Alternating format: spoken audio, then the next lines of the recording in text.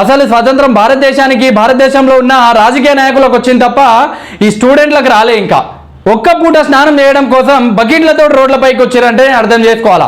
ఇవాళ ఈ భారతదేశంలో ఉన్న ప్రతి రాజకీయ నాయకుడు వాళ్ళ కొడుకులు స్నానం చేయడానికి ఒక్క బకెట్ వాటర్ కోసం వాళ్ళు రోడ్లపైకి వస్తురా. ఇవాళ వాళ్ళు ఎక్కడున్నారు? ఇవాళ సామాన్య ప్రజల పిల్లలు ఎక్కడున్నారు?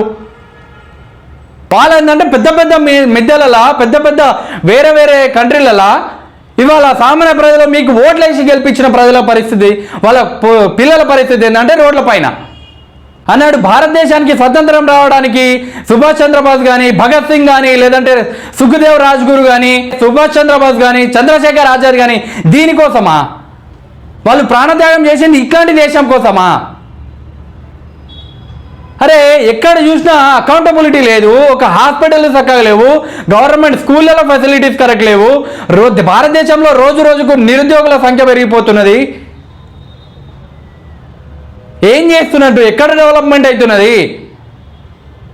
ఉన్నోడు ఏంటంటే కోట్లకు ఎదిగిపోతున్నాడు, లేనోడు ఏంటంటే ఒక్క పూట తిండి కోసం కొట్టుమిట్టాడుతున్నాడు. దీన్ని బట్టి అనాలా భారతదేశంలో ఉన్న ప్రతి ఒక్కరికి స్వతంత్రం వచ్చిందని చెప్పేసి? ఎక్కడొచ్చింది? ఇవాళ నేను భారతదేశంలో ఉన్న ప్రతి పౌరునికి క్వశ్చన్ చేస్తున్నాను. మీరు ప్రశ్నించినంత వరకు, మీరు మాట్లాడినంత వరకు, మీకు జరిగిన అన్యాయాన్ని ప్రశ్నించినంత వరకు మీకు స్వతంత్రం రానట్టే లెక్క.